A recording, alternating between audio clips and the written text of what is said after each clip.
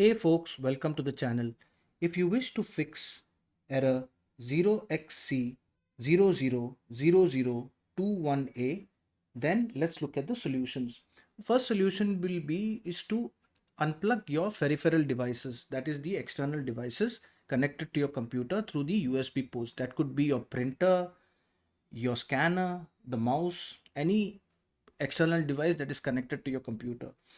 Now, why I'm asking you to do this is because these devices normally install their own software into the automatically install their own software into the system so that they can interact better with the system and function better.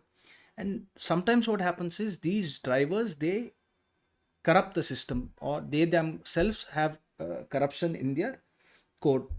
So once you unplug the devices, this error doesn't show up. That means there is a problem with the driver of the external device.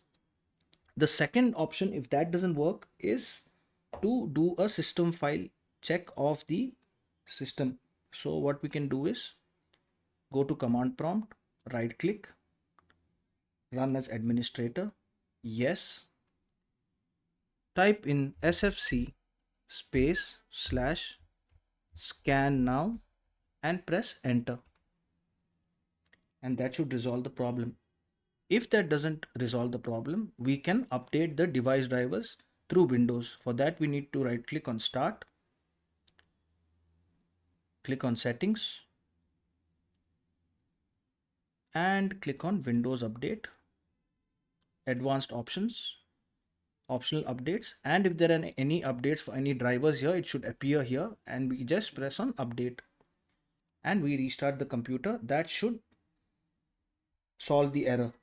Finally, if nothing works, then we need to rebuild the BCD. For that, we open the command prompt, right click, run as admin, and we enter the command bootrec bootrec space slash rebuild boot